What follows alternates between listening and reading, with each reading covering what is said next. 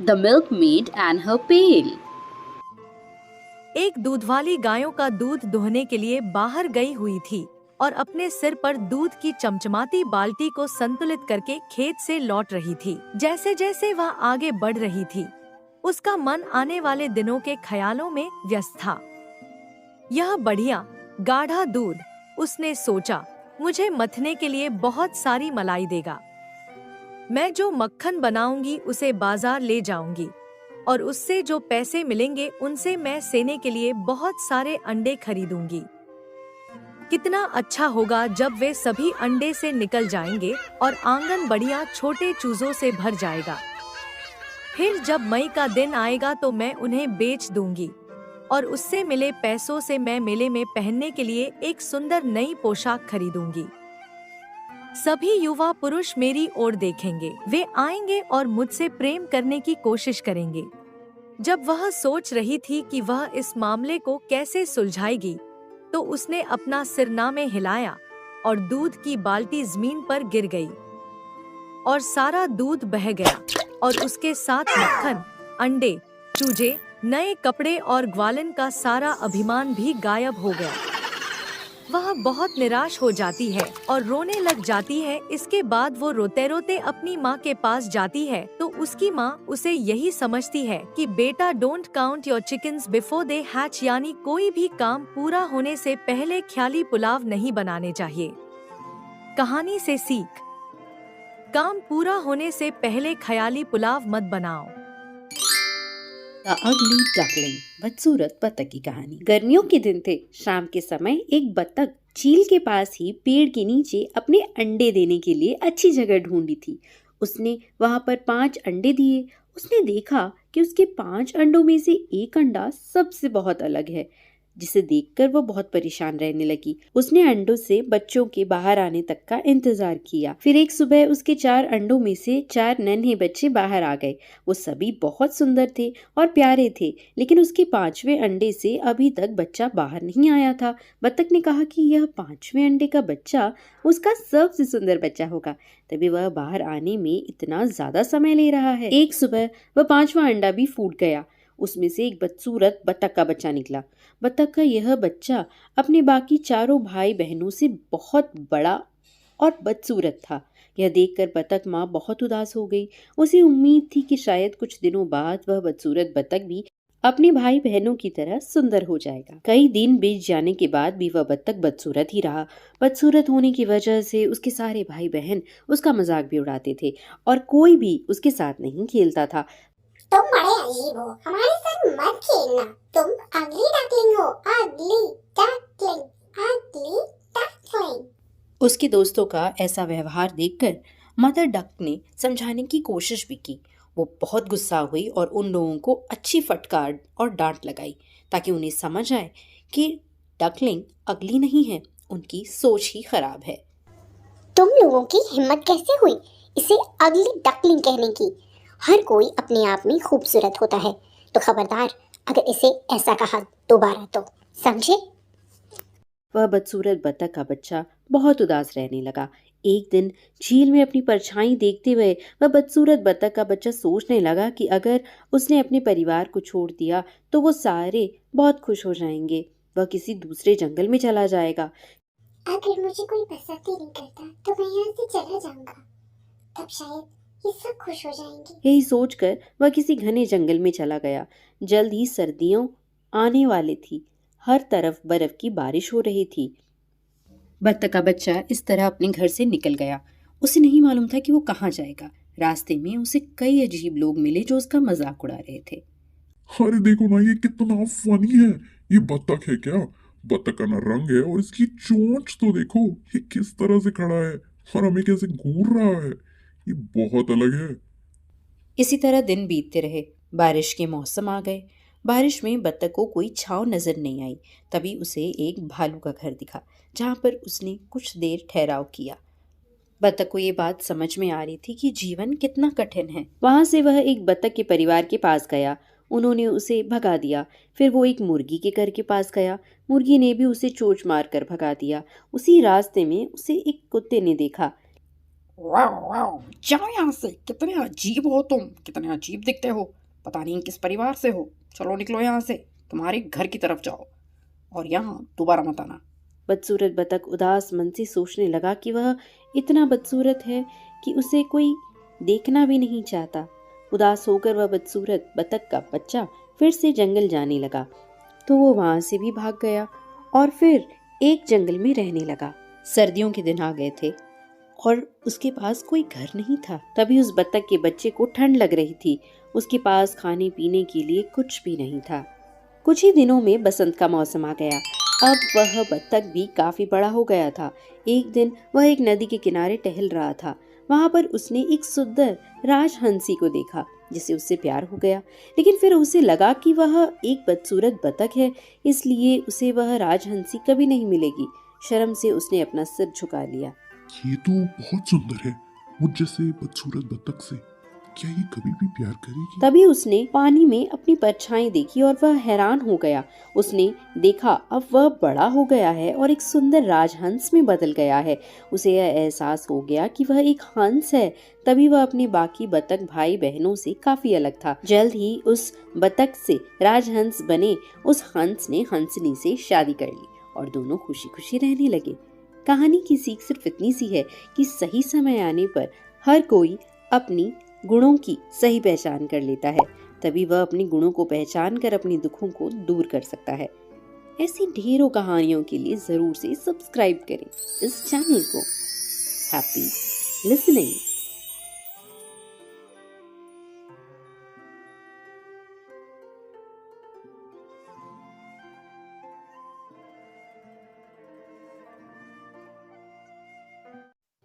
आज की कहानी है the goose that laid the golden eggs. एक बार एक किसान उसकी पत्नी के साथ एक हंस के साथ रहता था।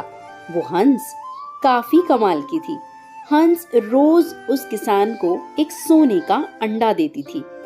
किसान ये देखकर बहुत खुश हो जाता था और वो उस अंडे को बाजार में बेच आता, जिससे उन्हें काफी अच्छी कमाई होती थी। धीरे धीरे करके वो और उसकी बीवी सारे अंडों को बेचकर बहुत पैसे वाले भी हो गए। तुमने देखा ये अंडा सोने का है, इससे मैं ढेर सारे गहने बनवाऊंगा तुम्हारे लिए। हाँ बिल्कुल।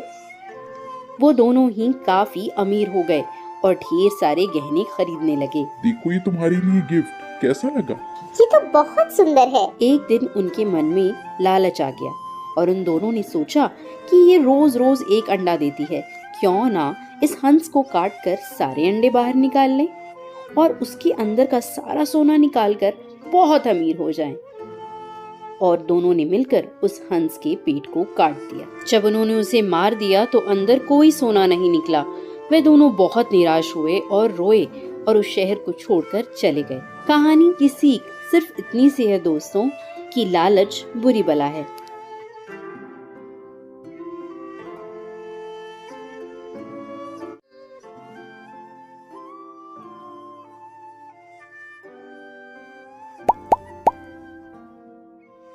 शहर में रहने वाले और गांव में रहने वाले दो चूहों में गहरी मित्रता थी।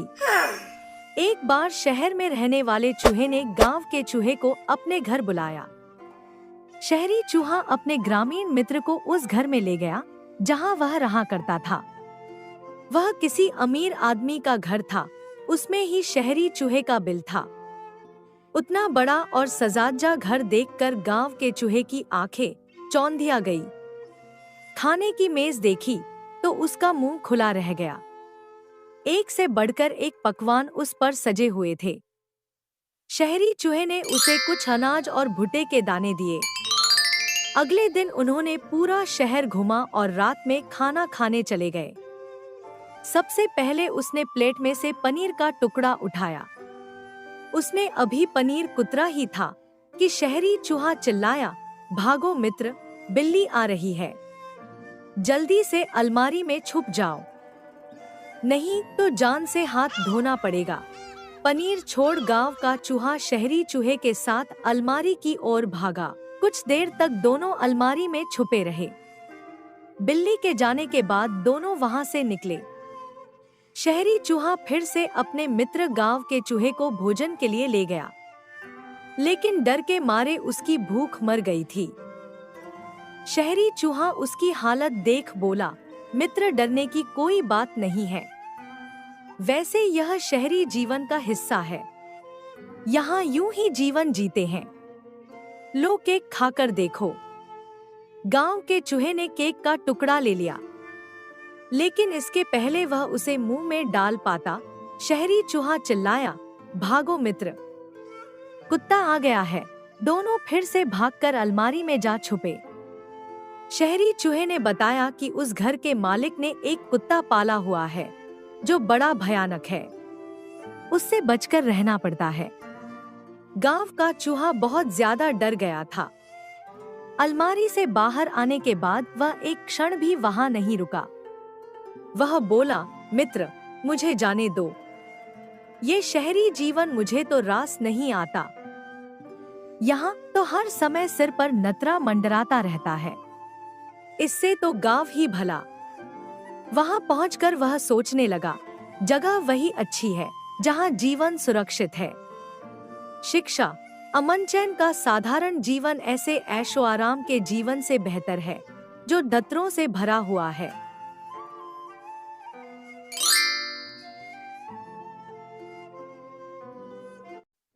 आज की कहानी है द थर्स्टी क्रो। एक बार बहुत गर्मी पड़ रही थी और गर्मियों के दिनों में एक प्यासा कौवा पानी की तलाश कर रहा था। वह उड़ते जा रहा था और ढूंढते जा रहा था। इस बार तो बहुत गर्मी है। अरे वहाँ एक पानी का मटका नजर आ रहा है, चलो चल के पानी पी लेता हूँ। तभी कौवे को एक मटका नजर आता है जिसमें पानी भी होता है। कौवा उड़ते उड़ते उस मटके के पास पहुंचता है, लेकिन देखता क्या है कि उसमें पानी बहुत थोड़ा था। वो अपनी चोंच को अंदर डालता है, लेकिन उसकी चोंच पानी तक नहीं पहुंच पाती क्योंकि पानी काफी नीचे की तरफ था। तभी उसे एक आइडिया आता है। वो सोचता है कि क्यों ना ये जो कंकड़ पत्थर पड़े हैं उन्हें मटके के अंदर डाल दे। वो उन कंकड़ पत्थर को उठाने लगता है और एक के बाद एक उस घड़े में भरने लगता है। देखो, शायद इस तरकीब से पानी ऊपर आ जाए और मैं पानी पी पाऊँ। जैसे जैसे घड़े में कंकड़ और पत्थर भरने चालू होते हैं, वैसे वैसे पानी ऊपर की तरफ आता जाता है और पानी धीरे धीरे करके ऊपर आ ही जाता है। हाँ, ये तरकीब काम कर गई। और फिर कौवा आराम से पानी पी पाता है और उसकी प्यास बुझ जाती है। शुक्र है गर्मी में पानी मिला। कौवा आराम से अपनी प्यास बुझाकर वापस उड़ जाता है और खुशी खुशी अपने घर की तरफ चल पड़ता है। कहानी की सीख सिर्फ इतनी सी है दोस्तों कि जहाँ चाह है वह राह है। अगर आप जो चाहोगे वो पाओगे, लेकिन आपको मेहनत करनी होगी। Thank you for listening. Hey kids, hope you liked the video. Don't forget to like, share and subscribe. Get notified, so don't forget to press the bell icon. Thank you for listening. Bye bye. Lion, the Bear and the Fox. शेर, भालू और लोमड़ी। एक दिन एक शेर और भालू एक हिरण का शिकार कर उसे मार गिराया। दोनों शिकार पर अपना अपना दावा करने लगे और लड़ाई शुरू हो गई। वे दोनों पूरी ताकत से एक दूसरे से लड़ने लगे, जिससे दोनों बुरी तरह घायल हो गए। जब उन्होंने देखा कि अब वे और नहीं लड़ सकते, तो वे थककर जमीन पर गिर पड़े। उसी समय एक चालाक लोमड़ी वहां से गुजरी। उसने दोनों को घायल और कमजोर देखा। बिना देर किए लोमड़ी ने हिरण को अपने कंधे पर लादा और वहां से चली गई। शेर और भालू दोनों लोमड़ी को हिरण ले जाते हुए देखते रह गए, लेकिन कुछ भी नहीं कर सके। वे अपनी मूर्खता पर पछताते हुए वहीं पड़े रहे। शिक्षा, जब दो लोग आपस में लड़ते हैं तो अक्सर तीसरा व्यक्ति उनका फायदा उठा लेता है। The sun and the wind. सूरज और हवा। बहुत समय पहले की बात है। एक बार हवा और सूरज में इस बात पर बहस छिड़ गई कि दोनों में अधिक ताकतवर कौन है। हवा को अपनी तेज गति का बहुत अहंकार था। उसने सूरज से कहा, मैं अगर तेज गति से बहने लगूं तो तूफान बन जाती हूँ और बड़े बड़े पेड़ उखाड़ सकती हूँ। मैं तुमसे कहीं अधिक बलवान हूँ। सूरज ने हवा का कहना बड़े ही शांत तरीके से सुना और उससे कहा, तुम्हें इस तरह खुद पर घमंड नहीं करना चाहिए। यह सुनकर हवा बहुत चिढ़ गई और अपना और भी बखान करने लगी। दोनों में विवाद चल ही रहा था कि तभी उन्हें एक राहगीर जाता दिखाई दिया जिसने कोट पहन रखा था। उसे देखकर सूरज को एक युक्ति सूझी। उसने हवा से कहा, चलो मुकाबला करते हैं। हम में से जो इस आदमी से उसका कोट उतरवा देगा वह दूसरे से ज्यादा शक्तिशाली होगा। हवा ने सूरज की बात मान ली और उसने पहले अपनी ताकत का प्रदर्शन करने का निर्णय लिया। उतनी देर के लिए उसने सूरज को बादलों की आड़ में छिप जाने को कहा। अब हवा धीरे धीरे बहने लगी, लेकिन इससे उस राहगीर पर कोई असर नहीं हुआ और उसने कोट नहीं उतारा। फिर हवा ने अपनी गति बढ़ाई और तेजी से बहने लगी। इससे उस आदमी को ठंड लगने लगी और उसने अपने कोट के बटन लगाकर उसे और कस लिया। काफी समय तक हवा तेज गति से बहती रही, लेकिन राहगीर ने कोट नहीं उतारा। आखिरकार थककर हवा शांत गई। अब सूरज की बारी थी। वह बादलों से निकला और हल्की धूप चमकने लगी, जिससे राहगीर को ठंडक से राहत मिल गई। उसने बटन खोल दिए और कोट ढीला कर दिया। थोड़ी देर बाद सूरज तेजी से चमकने लगा और धूप बहुत तेज हो गई। अब आदमी को गर्मी लगने लगी, जिससे उसे कोट की गर्माहट की जरूरत ही नहीं रही। अंततः राहगीर ने अपना कोट उतार दिया। हवा ने यह देखा तो खुद पर बहुत लज्जित हुई और उसने सूरज से हार मान ली। इस कहानी से हमें ये सीख मिलती है कि कभी भी अहंकार नहीं करना चाहिए। चाहे आप में कितने भी गुण हों, लेकिन घमंड बहुत बुरी चीज है और घमंडी का सिर कभी ना कभी नीचे होता ही है।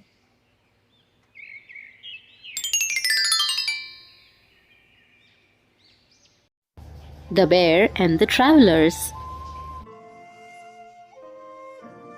एक गांव में दो दोस्त रहते थे, राम और श्याम। वे दोनों बहुत अच्छे मित्र थे और हर समय एक दूसरे के साथ रहते थे। एक दिन वे दोनों जंगल में घूमने के लिए गए। जंगल में घूमते समय उन्होंने देखा कि एक बड़ा भालू उनकी ओर आ रहा है। राम जल्दी से पास के एक पेड़ पर चढ़ गया, लेकिन श्याम को पेड़ पर चढ़ना नहीं आता था। श्याम ने सोचा कि उसे क्या करना चाहिए। उसने सुना था कि भालू मृत लोगों को नहीं छूते, इसलिए वह तुरंत जमीन पर लेट गया और अपनी सांस रोक ली।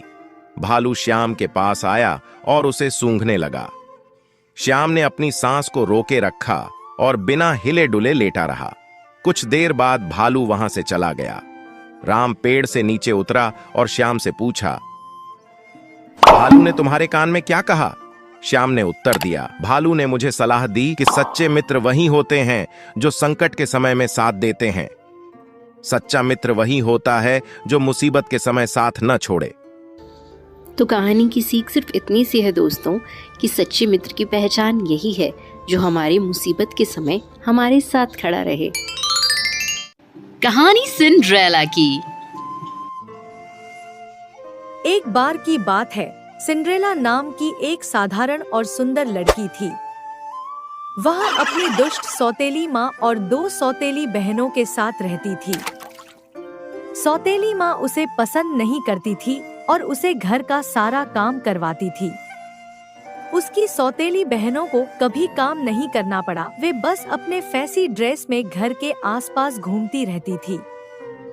उन्होंने हमेशा सादे ड्रेस के कारण सिंड्रेला का मजाक उड़ाया। एक दिन उनके घर पर राजा का एक पत्र आया जिसमें लिखा था कि राजा आज रात एक बॉल पार्टी रख रहा है और प्रिंस अपनी प्रिंसेस का चयन करेगा।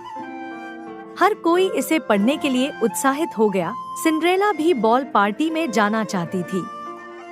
उसकी सौतेली माँ ने उसे बताया कि वह जा सकती है यदि वह अपना सारा काम समय पर पूरा कर लेती है और अपने सौतेली बहनों को बॉल पार्टी के लिए ड्रेस उपहोने में मदद करती है।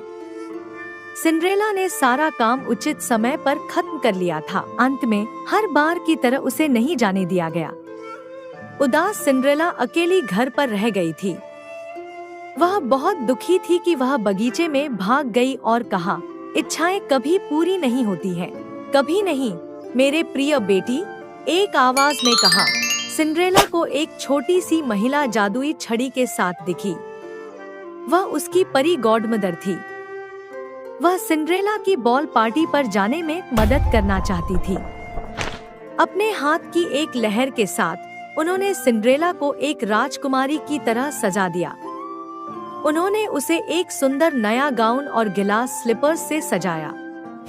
साथ ही उन्होंने उसके लिए चमकदार काले घोड़ों को बॉल पार्टी तक पहुंचाने का आदेश भी दिया। जाने से पहले परी गॉडमदर ने कहा, यह जादू केवल आधी रात तक चलेगा, आपको तब तक घर वापस पहुंचना होगा।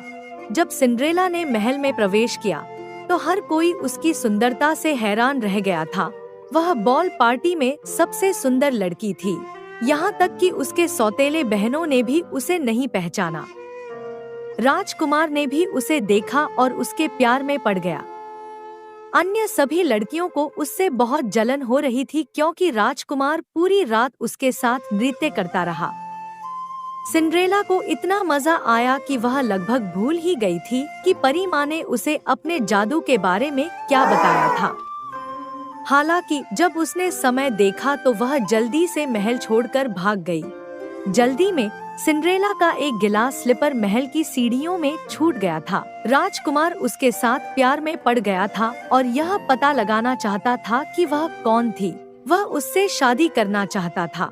अगले दिन उसने अपनी सारी सेना को हर घर में जाने के लिए कहा और उस लड़की को खोजने का आदेश दिया जिसका भी पैर गिलास स्लीपर में फिट बैठता है। हमें उनको खोज निकालना है, राजकुमार ने कहा। जब वे सिंड्रेला के घर पहुँचे तो दोनों सौतेली बहनों ने उनके बड़े पैरों को गिलास स्लीपर में घुसाने की पूरी कोशिश की, लेकिन वे असफल रही।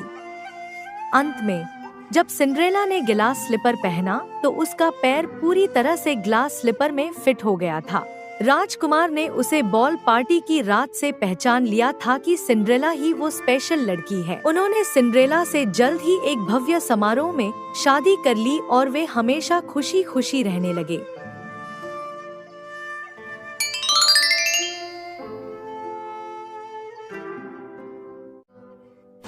Hey kids, if you like the video, don't forget to like, share and subscribe. Thank you for listening.